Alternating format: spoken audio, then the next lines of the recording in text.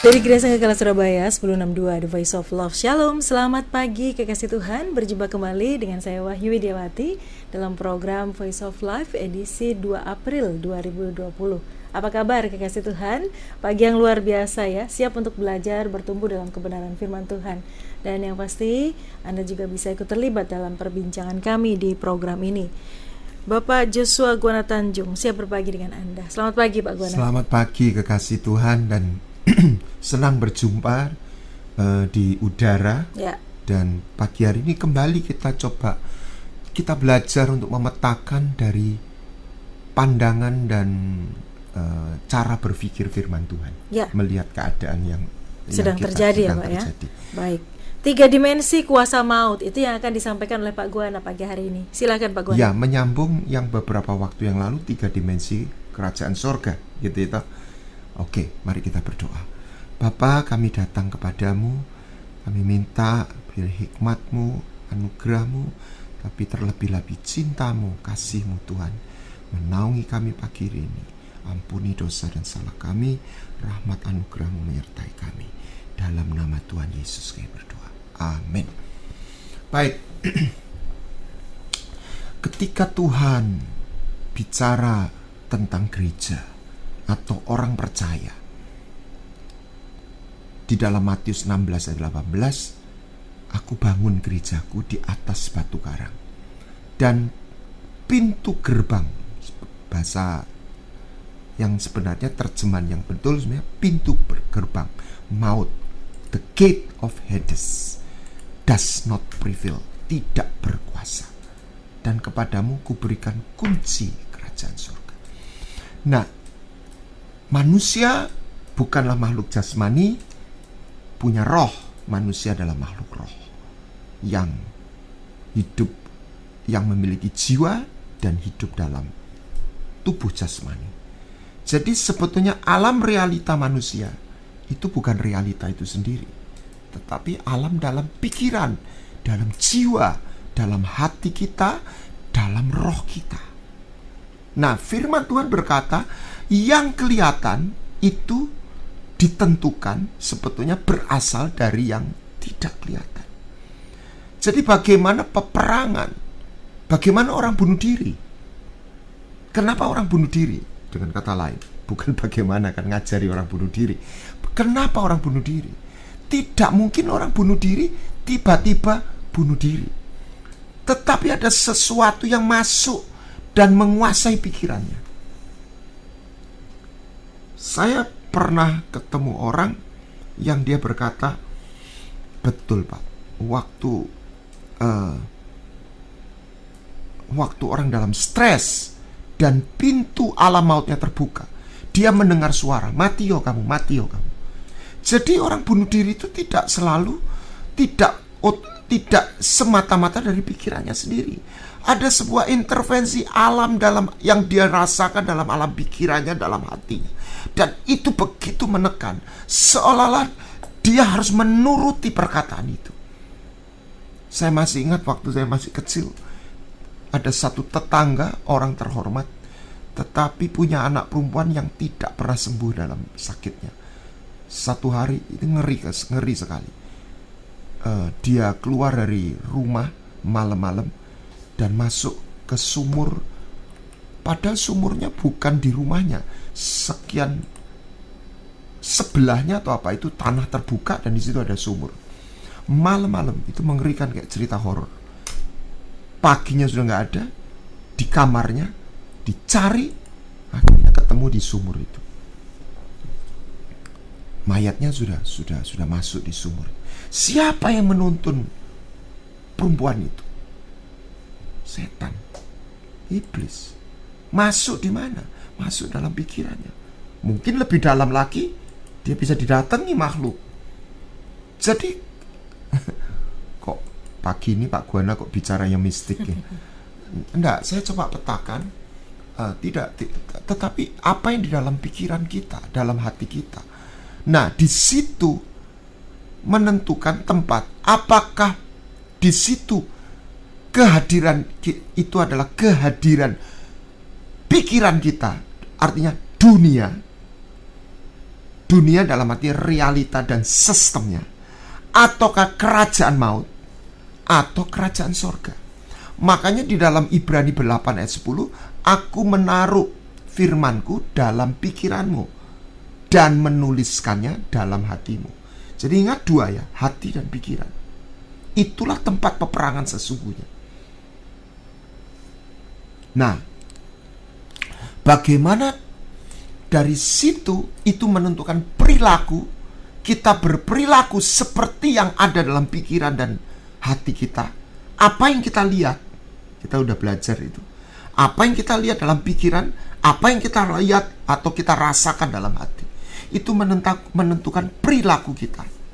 Kita menjadi siapa dan kita mendapat apa. What do you get? What do you do? What will you will be? What you will be. Engkau menjadi apa? Itu ditentukan pikiran dan hati kita. Nah, peperangan sesungguhnya ketika kita melewati pandemik COVID-19 ini, bukanlah di dalam realita itu sendiri sebenarnya, tetapi di dalam alam pikiran kita, di dalam hati kita, yang menentukan nantinya kuasa apakah di situ terjadi satu pintu masuk kehadiran kuasa sorga, sebab dia pintu-pintu, atau kita perlu menemukan pintu, atau kehadiran dunia realita, atau kuasa maut.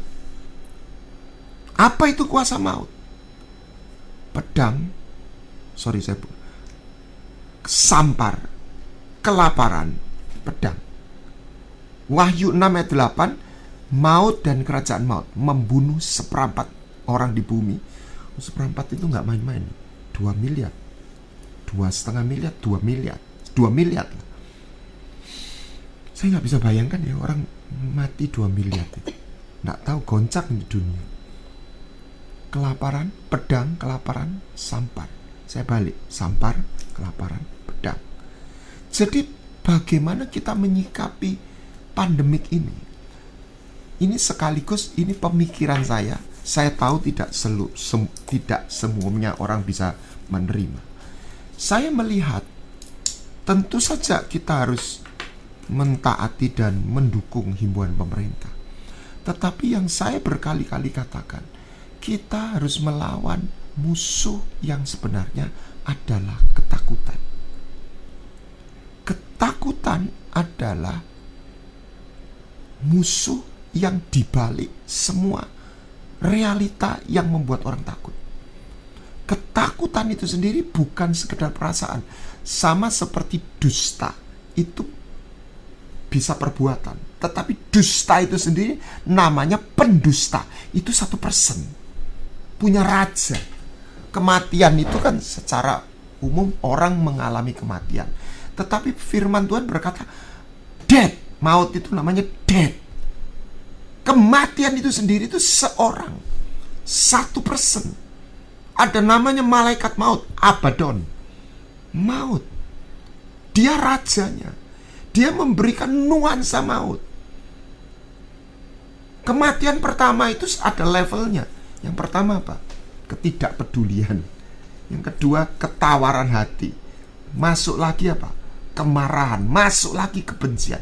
Itu kematian semua. Kita harus melawan. Makanya dalam beberapa pertemuan saya bagikan, jangan kehilangan rasa dan kehilangan cinta. Kita boleh jadi tua. Ini sayang Pak Doni belum datang. Kalau ngomong tua selalu dia ngeledek saya gitu. Ya. Jadi kita boleh jadi tua secara jasmani, tapi kita jangan kehilangan rasa dan cinta. Ketika kita tidak kehilangan rasa dan cinta, di situ kita tidak jadi tua secara roh, secara jiwa. Dan Anda bisa tidak jadi tua selamanya dalam roh dan jiwa. Ya. Nah, apa yang Bapak mau sampaikan? Bagaimana kita menyikapi dengan benar? Karena ketika orang mengalami kepanikan, dan sebetulnya akhirnya dengan medsos, saya tidak ingin menentang, tetapi ini juga ilmiah, dipetakan bahwa COVID-19 ini terbagi 5% yang fatal, 10%, saya lupa, 10%, saya ada 10% fatal. Ini ada tabelnya. Bentar, saya.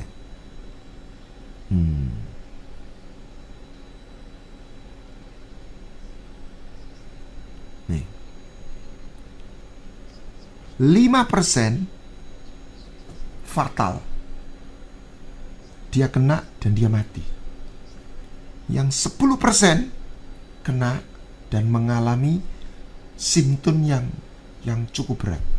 Itu 10%.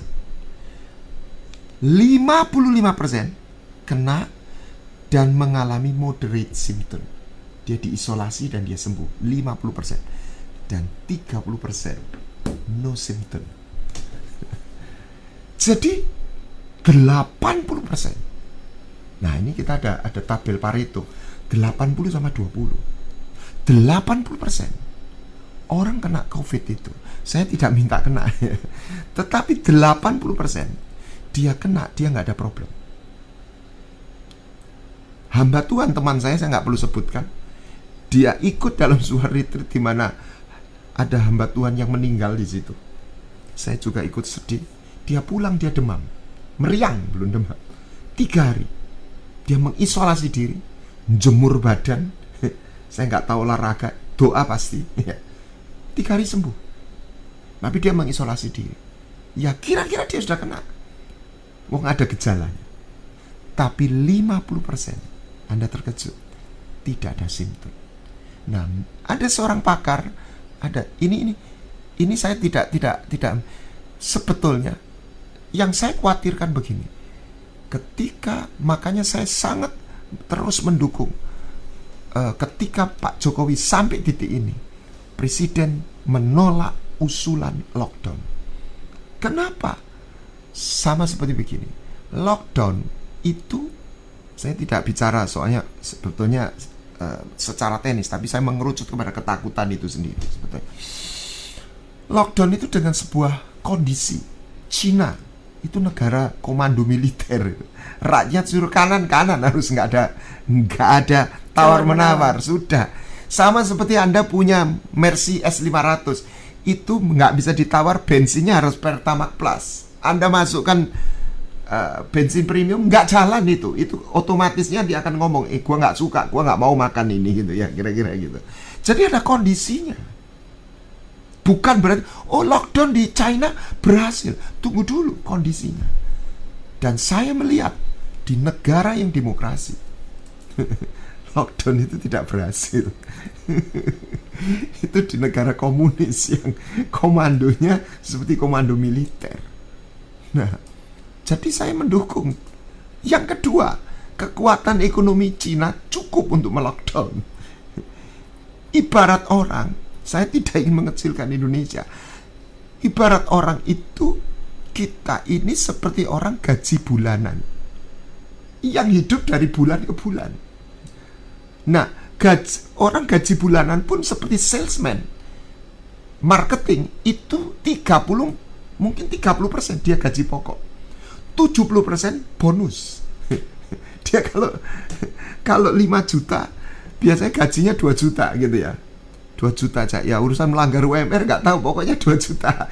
Ya, saya sudah lihat. Tapi dia dapat bonus, ya nggak protes karena rata-rata dia bisa dapat bonus 3 juta, 5 juta. Jadi dia terima berapa? 7 juta, 8 juta. Tapi begitu ekonomi turun atau nggak ada penjualan, ya dia terima 2 juta. Bayangkan kalau dia biasa terima 5 juta jadi 2 juta. Itu akan terjadi kegoncangan. Nah, ada seorang menteri Israel berkata, biarkan yang muda terus beraktivitas. Ya, ini kelihatannya kasar. Biarlah tularan ya ketularan gitu ya. Ketularan tapi dia kuat. Lah kalau nulari gimana? Ya nulari ya kepada yang kuat. Ya, akhirnya semua imum. tapi aktivitas tetap berjalan. Sekali lagi saya tidak mengatakan ini saya minta Anda tidak, tetapi artinya begini. Saya khawatir ketakutan terhadap COVID itu sendiri lebih membunuh daripada COVID itu sendiri. Kenapa? Karena begitu ketakutan ini begitu kuat, maka semua ekonomi distrak. Istilah saya, kalau COVID membunuh berapa? Yang meninggal di Indonesia berapa? 150 ya? Kurang lebih 150. Tapi kondisi ekonomi, berhentinya ekonomi, itu bisa membunuh ribuan, ratusan ribu, juta. Jadi bagaimana kita mempertemukan? Saya nggak katakan pemikiran yang tadi itu betul, tapi harus dipertemukan. Bagaimana caranya? Ekonomi harus jalan. Itu yang dipikirkan oleh presiden. Janganlah ketakutan itu membuat roda sirkulasi ekonomi itu berhenti. Karena kehidupan itu seperti kita bahas, life is moving. Udara ini moving. Anda butuh udara? Iya. Tapi Anda tarik nafas? Iya. Coba berhentikan. Anda mati. Bernafas itu adalah udara yang dialirkan. Darah Anda itu mengalir. Tidak ada aliran darah berarti mati. Tidak ada udara mengalir berarti itu mati. Tidak ada transaksi dalam ekonomi berarti mati. Kehidupan adalah mengalir. Kasih itu mengalir. Saya misalnya lihat Mbak Wahyu, saya nggak seneng hati. Di hati saya itu masuk tak gitu. Saya melihat Mbak Wahyu, saya bilang, oh ini saudara seiman saya. Di hati saya mengalir. Lihat, kasih itu mengalir, kehidupan itu mengalir, kematian itu berhenti. Makanya jangan benci, jangan tawar hati. Makanya jangan jadi laut mati. Jadilah sungai Yordan, mengalir. Ekonomi harus mengalir. Mari kita mulai dari jemaat sendiri, alirkan. Pesen kuliner yang jual, alirkan di situ supaya yang jual kuliner online itu mengalir. Harus ada aliran. Nah, supaya kuasa maut itu hanya kadang-kadang kalau kita belajar kita bukan belajar, kita di bela diri. Ya, orang pertandingan lah, bela diri. Kadang-kadang petinju itu kan orang mancing begini, masuknya di sini gitu ya. Mancingnya di atas atau mancingnya ke bawah, masuknya yang mematikan yang satunya. Ya, saya khawatir kuasa maut itu kelaparan, sampar, kelaparan, pedang. Modusnya nggak pernah berubah. Manifestasi maut soal sakit penyakit, soal ekonomi, dan soal kerusakan yang membunuh.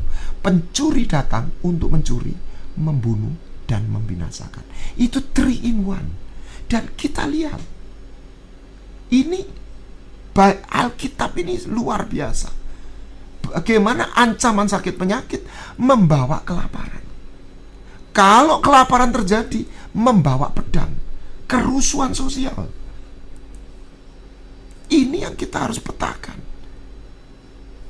Kalau saya boleh ketemu Pak Jokowi, saya mau usul seperti ini. Bagaimana, saya nggak usul persisnya, tapi bagaimana itu yang sedang dipikirkan. India melockdown, kacau. Malaysia di lockdown, tidak jalan. Di negara demokrasi, lockdown itu nggak jalan. Dan usulan lockdown juga dikumandangkan oleh petualang-petualang politik anti pemerintah yang ingin membuat negara ini kacau. Jadi bagaimana kita mempertemukan antara kita menjaga, tentu saja SOP-nya harus dilakukan, hand sanitizer. Ya, saya bawa hand sanitizer. Tapi saya tidak bawa masker ya. Saya bawa masker, tapi di sini saya percaya cukup steril dari COVID. Nggak ada orang soalnya. Nggak ada orang. Itu nggak banyak maksudnya. Ya. Tapi belum 1 meter. 1 meter ini Pak. 1 meter. Jadi kita perlu mengikuti standar operational procedure tentunya. Tetapi aktivitas itu mestinya harus dilakukan dengan cara yang, saya pikir, yang kuat beraktivitas, yang lansia, yang punya kendala diabetes atau apa, yang lemah tubuhnya, isolasi diri. Jadi paling tidak 80% tetap beraktivitas. Kan jadi seperti itu.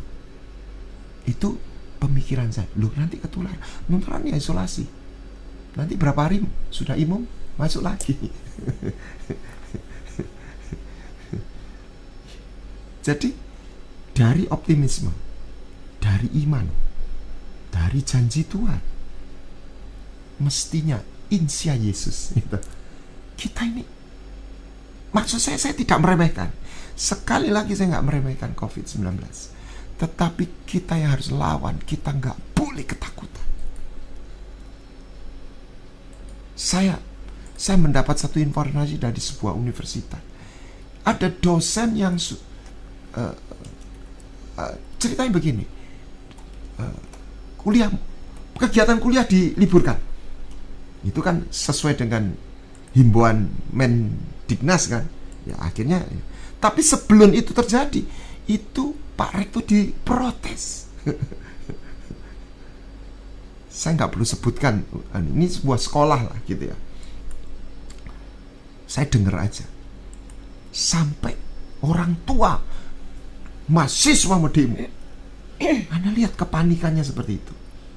Kalau saya usul, ya mahasiswa tetap mau kuliah kalau saya tidak melancangi, tetapi kelasnya harus berjauhan gitu ya. Jadi kuliahnya tetap jalan. Akhirnya di rumah online. Nah, ini ada dosen yang bisa online, ada yang gaptek. Tapi yang terjadi ketika dosen masuk terus, ada yang nangis. Nangis. Ini orang muda, dosen muda, minta diliburkan. Saya mendengar itu, sebuah ketakutan melanda. Saya cukup bangga Mbak Wahyu tetap masuk. Saya khawatir kalau penyiarnya takut muncul, bagaimana radionya bisa jalan. Jadi saya masih muda soalnya, Pak. Katanya tadi harus beraktivitas. Ya. Yang muda atau lansia, yang tubuhnya belum tua. Soalnya saya masuk lansia nanti. Tapi oleh anugerah Tuhan, kayaknya tubuh saya belum jadi orang tua. Jadi biarlah kita berlindung secara jiwa, itu optimisme. Itu terbukti secara sains kok. Sampai Daltoni itu bilang begini, orang yang nggak bisa disantet itu ya, katanya ini dunia roh loh. Saya coba petakan, ini orang yang sudah jadi dukun yang udah masuk lah alam demit tuyul itu ya. Satu, orang yang dalam Tuhan, ada tanda darah. Yang kedua, orang yang bersyukur, sukacita. Itu nggak bisa disantet katanya. Saya bilang, itu nggak pakai Tuhan itu ya. Cukup sukacita, hatinya penuh syukur, itu susah disantet katanya. Itu informasi yang cukup bisa dipercaya karena yang menginformasikan pendeta mantan dukun. Jadi kalau saya analogikan, ketika orang penuh syukur, ketika orang beriman, ini belum ngomong spiritual intervensi surganya, secara alamiah tubuh itu menghasilkan apa? Antibodi, daya imun. Makanya dikatakan, nah, saraf iman, saraf firman, hati yang gembira adalah obat. Kalau saya bahasakan, hati yang gembira adalah memproduksi daya imun. Kata obat itu bisa kita terjemahkan daya imun, sehingga orang itu punya kemampuan di dalam hidupnya, dalam tubuhnya. Ya, saya secara pribadi menekuni, mengembangkan atau mencari bahan-bahan kesehatan, treatmentnya yang non chemical, yang men-trigger sebetulnya sel tubuh itu sendiri. Sebab pada akhirnya apotek obat paling hebat itu adalah tubuh kita. Salah satu yang dengar ada orang kena cancer di Sydney. Ini true story. Divonis oleh dokter 3 bulan. Dia diajak temannya ke air terjun Blue Mountain di Sydney. Kok enak, dia terus menerus ke sana. Sebulan akhirnya dia rutin berapa hari sekali, seminggu 2 kali atau 3 kali. Di Blue Mountain ada air terjun, duduk di sana gitu ya. Santai. Anda tahu di air terjun itu elektron paling tinggi. Ketika air itu jatuh itu itu elektronnya keluar. Sembuh. Karena elektron itu memberi kekuatan pada sel tubuh. Selain dia juga menetralisir radikal bebas. Makanya sekarang ada treatment yang benda-benda yang memberikan gelombang ion negatif. Itu alamiah. Dalam pengertian saya, kenapa di Alkitab dikatakan bahwa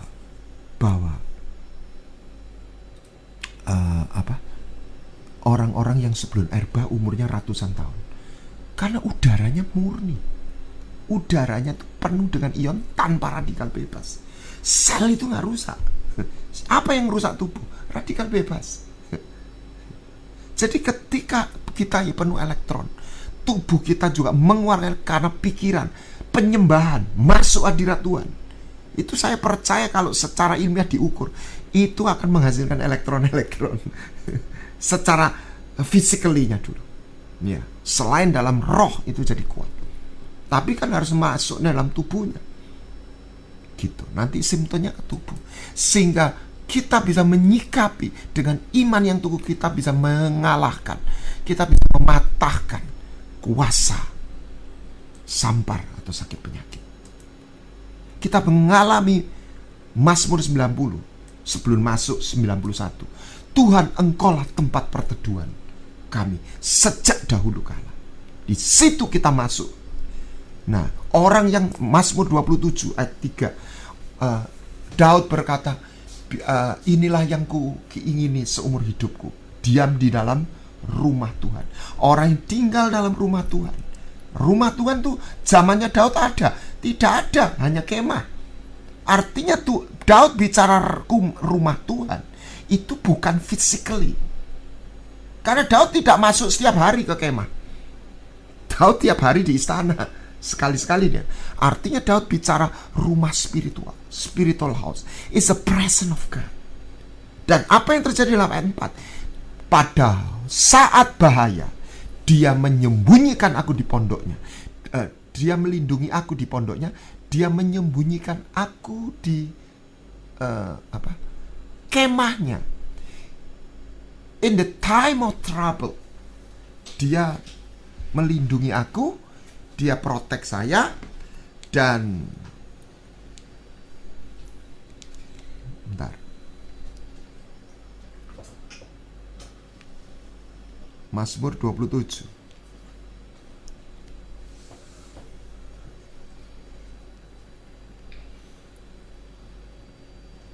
Ya. For in the time of trouble he shall hide me in his pavilion. Di dalam rumahnya dan di dalam tempat rahasia dalam tabernakelnya dia menyembunyikan aku. Ini janji semua proteksi. Kenapa? Di mana? Pada siapa? Orang yang tinggal dalam bait suci. Begitu. Dan satu lagi, dia berdiri, dia akan membawa kita berdiri teguh di atas batu karang. Jadi kita masuk secara optimisme, secara daya imun, secara iman. Kita percaya ada sebuah area di mana terjadi satu perlindungan. Ya, saya tidak ingin mengurangi apa yang terjadi dalam realita. Ya, kenapa? Karena Tuhan memang bisa izinkan orang meninggal. Karena itu untuk sebuah kebaikan bisa saja. Tapi secara umum, saya katakan gereja tidak didesain untuk kalah terhadap sakit penyakit. Secara umum, the original design is not that. Di Alkitab ada banyak hal yang sebenarnya tidak original design, tetapi karena situasi, karena kelemahan, dan bahkan kebebalan, ketegaran tengkuk dari umat Tuhan. Misalnya perceraian. Tuhan bilang tidak boleh, itu sudah disatukan, tidak ada perceraian. Lalu orang Yahudi bilang, loh, Musa mengeluarkan surat cerai, buktinya, oh itu sebuah sebuah keputusan yang downgrade. You know what is the meaning of downgrade? This a turun level karena ketegaranmu. Tapi sejak semula di original design bukan seperti itu. Kita lihat di dalam Alkitab, siapa yang melayani bait suci? Tabernakel, orang Lewi. Satu suku dari 12. Tetapi mungkin Anda kalau saya kasih tahu ini terkejut. Di original design original, Tuhan tidak merancang hanya satu suku yang jadi imam. Anda boleh katakan amin. Di mana ayatnya? Keluaran 19 ayat 45. Kalau engkau memperhatikan perintahku, bahasa Inggrisnya is if when you obey my voice. Itu bisa kata firman yang tertulis, yang general, maupun voice, firman yang spesifik, yang subjektif. Dan you keep my covenant, you will be my special treasure. You will be the kingdom of priests. Itu dia nggak bicara sama orang Lewi. Dia bicara sama seluruh suku. Jadi di original design, semua jadi raja, semua jadi imam. Lah kok cuma Yehuda yang jadi raja, cuma Lewi yang jadi imam? Itu bukan original design. Itu kecelakaan. Ketidaksempurnaan umat Tuhan. Bukan, misalnya begini. Sangkakala pernah membuat siaran digital ya. Digital. Oh masih. Tetapi siaran digital itu nggak bisa diterima. Bukan karena digitalnya dari Sangkakala ini low quality, tetapi karena penerimanya. Karena banyak radio belum digital, sehingga memang dengar tetap diterima, tetapi tidak bisa bening seperti FM. Tapi sebetulnya siaran ini sebetulnya bisa sebening FM. Saya tidak ingin mengurangi realitanya. Saya tidak berkata saya lebih dari yang lain, tetapi saya hanya berkata, saya pun menjadi orang yang mohon Tuhan ajari saya. Karena itu the pattern, the original design. Saya sedang menulis buku dan ini kata akan saya sosialisasi. The original design. What Jesus brought through the gospel is bringing back the believer, the people of God, live and stand in what we call the original design. Apa yang Tuhan bawa melalui Injilnya adalah membawa kita orang percaya untuk kita hidup dan berdiri. Dan kita belajar. Saya tidak katakan saya sudah sampai dari original design. Saya sedang belajar. Tapi saya seperti Paulus berlari-lari menggapai sebuah tujuan, sebuah standard, sebuah pattern, sebuah pola yang Tuhan berkata, ini loh nak yang aku sediakan. Nah, makanya Tuhan berkata, aku hendak membangun kembali, Kisah Rasul 15 dan 16, tabernakel Daud. Karena di tabernakel Daud itu melanggar tanda petik pakem yang dalam hukum Taurat. Tapi sebetulnya yang terjadi di Taurat itu is not the original design. Ada terkejut. The original design adalah kemah yang dimana orang masuk, semua suku masuk. Masih semua suku tapi pria saja. Saya percaya karena orang Yahudi. Tetapi Yesus membangun gerejanya. Itu adalah tabernakel yang sesungguhnya bukan hanya di sorga tapi di bumi.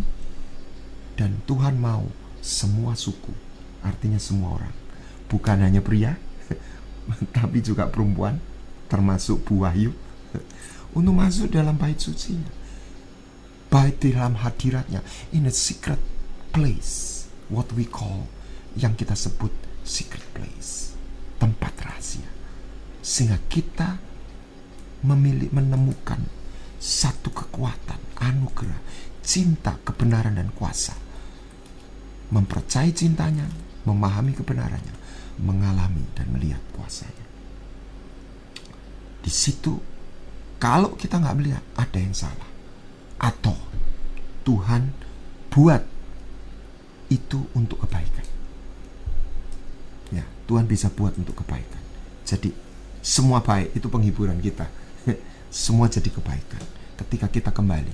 Seperti Daud, apa yang dilakukan jahat. Berzina, membunuh suami perempuan itu. Tetapi ketika dia bertobat, dia punya anak yang luar biasa. Dan dikasih Tuhan, namanya Salomo. Kalau kita pikir, ini gak bisa ketemu secara logika. Dan jangan dilogikakan. Nanti kita akan terjebak betapa liciknya hati, lebih licik dari segala sesuatu. Kalau gitu ngambil istrinya orang gak apa-apa, asal nanti bertobat belakangan dapat kebaikan, anaknya luar biasa. Kita gak bisa bikin pattern seperti itu. Tapi segala sesuatu Tuhan bisa jadi kebaikan. Saya percaya api bisa membakar jerami, api bisa membuat batu tetapi tetap sama, tetapi api bisa memurnikan emas. Mari kita minta hati pikiran kita diselimuti emas surgawi, satu bahan surgawi, hati yang baru, pikiran baru, sehingga kita menyikapi dengan bijaksana. Saya tidak katakan teknisnya harus bagaimana, tetapi secara gambar besarnya kita harus mengalahkan ketakutan. Itu kata kuncinya. Dari situ kita tidak terjebak kuasa maut yang sebenarnya lebih besar sedang menghantam, sedang mengintai negeri ini, adalah kelaparan, resesi ekonomi. Saya melihat sebuah gambar Menteri Keuangan Jerman bunuh diri. Saya nggak tahu apa yang dia lihat.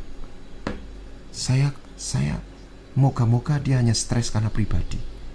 Tapi saya nggak percaya dia stres hanya karena corona. Dia Menteri Keuangan. Saya khawatir dia stres karena dia sebagai Menteri Keuangan dan pakar keuangan, dia bisa mensimulasikan what's going on yang terjadi dalam dunia ini ketika semua diberhentikan. Tidak ada aliran, seperti air berhenti mengalir, freeze. Di situ kematian. Mari gereja mulai menyikapi dengan benar. Bukan berarti menentang himbauan pemerintah, kita harus taat. Tetapi kita minta hikmat Tuhan bagaimana supaya aliran itu tetap terjadi di tengah-tengah krisis ini, dan kita tetap menjalankan SOP dan himbauan pemerintah yang dilakukan. Toh pemerintah tidak mengatakan itu lockdown. Tuhan memberkati. Baik, kekasih Tuhan, Anda bisa bergabung bersama dengan kami. Telepon, SMS, WA bisa Anda manfaatkan. Dan nanti ada Pak Doni Tatimu yang akan menambahkan dan berdiskusi dengan Pak Guana. Telepon di 0315046.000, SMS WA 0813 330 60.000. Kami kembali ke ruang dengar Anda sesaat lagi.